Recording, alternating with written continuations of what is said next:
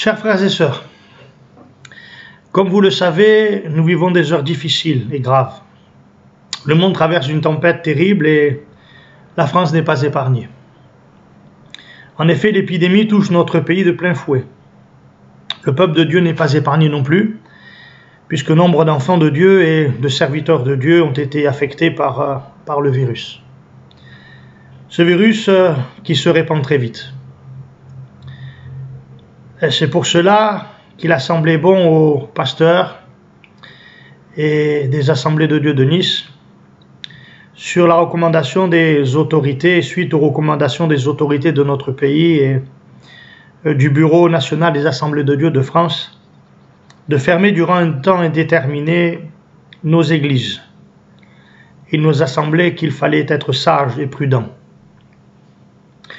Les autorités affirment que la situation s'aggrave et plusieurs personnalités du monde hospitalier sont alarmistes. Le pire semble à venir. Pourtant, dans cette période si compliquée, vous et moi avons décidé de nous confier dans le Seigneur. Nous savons que Dieu a toujours été un refuge, un abri pour son peuple. Il sera toujours à nos côtés, quoi qu'il arrive. Bien sûr, nous continuerons à manifester de la sagesse et de la prudence, notamment en observant toutes les recommandations des autorités de notre pays. Mais nos regards se tournent vers le Seigneur.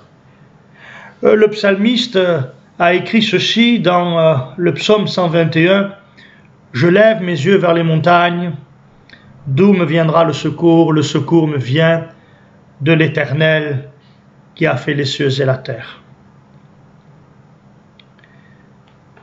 Le roi Salomon a entendu Dieu parler à son cœur, et voici ce que Dieu va dire au roi Salomon. Cette parole tellement importante qui semble d'actualité. On la trouve dans le deuxième livre des Chroniques au chapitre 7. Dieu parle à Salomon et lui dit « Quand je fermerai le ciel et qu'il n'y aura point de pluie, quand j'ordonnerai aux sauterelles de consumer le pays, quand j'enverrai la peste parmi mon peuple, si mon peuple, sur qui est invoqué mon nom, prie et cherche ma face, et s'il se détourne de ses voies impures, je l'exaucerai des cieux, je lui pardonnerai son péché, et je guérirai son pays. Mes yeux seront ouverts désormais, et mes oreilles seront attentives à la prière faite en ce lieu. » C'est pourquoi dans ce temps où nous sommes privés de nos rassemblements et de cette si précieuse communion fraternelle, nous allons nous attacher à Dieu. Nous allons chercher la face du Seigneur. Nous allons tourner nos regards vers sa parole et nous allons invoquer son nom. Il dit que ses oreilles sont attentives à la prière faite en ce lieu. Mon frère, ma sœur, du lieu de ta demeure, invoque le Seigneur, prie ton Dieu. Il est celui qui peut répondre, il est celui qui peut guérir le pays. Devant l'impossibilité, et cela durant un temps indéterminé, pour vous de venir à l'église pour écouter les différents messages que Dieu place dans le cœur de ses serviteurs, il nous a semblé bon de permettre à chacun de vous d'entendre par le biais des différentes technologies modernes le message de la parole de Dieu. C'est ainsi que dès demain à 19 h, par le moyen de cette chaîne YouTube, chaque message sera à votre disposition. Tous les soirs, du lundi au vendredi à 19 h, des messages donnés par les différents pasteurs de nos églises seront à votre disposition sur cette chaîne. Et tous les dimanches matins à 10 h, nous serons ensemble par le moyen de cette chaîne pour partager un moment avec le Seigneur. La parole de Dieu sera partagée avec tous, et du lieu de nos demeures, nous pourrons louer et adorer notre Dieu et notre précieux Sauveur Jésus.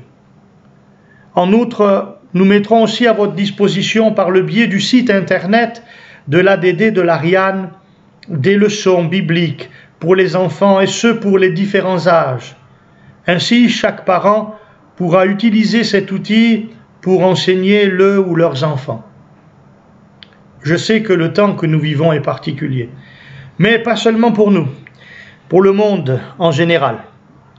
Je crois plus que jamais que ce monde a besoin de l'intercession de l'Église. Pensons à prier pour lui. Prions pour les autorités. On a appris aujourd'hui que notre mère était touchée par le virus. Prions pour le personnel médical et hospitalier qui sont au-devant de moments compliqués où beaucoup va leur être demandé. Prions pour tous ceux qui ont été touchés ou le seront par ce virus destructeur pour certains. Ce matin, ma voisine sénégalaise, musulmane, m'a dit ceci: Fred, s'il te plaît, priez pour nous.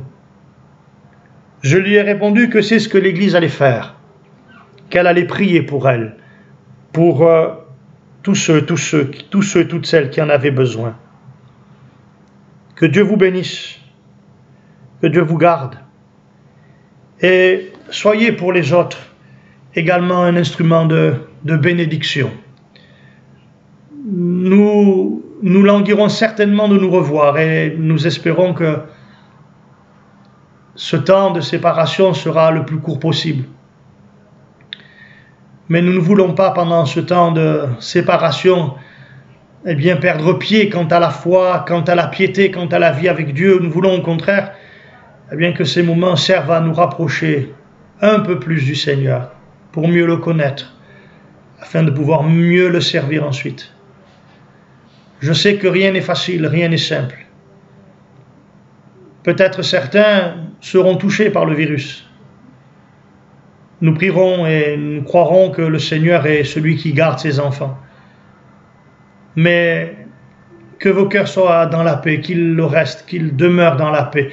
Je sais que Dieu vous donne cette paix, que cette paix, elle est parfaite, elle est sans commune mesure à toute autre chose. Que Dieu vous garde, que Dieu soit avec vous tous les jours. Nous garderons bien sûr contact les uns avec les autres.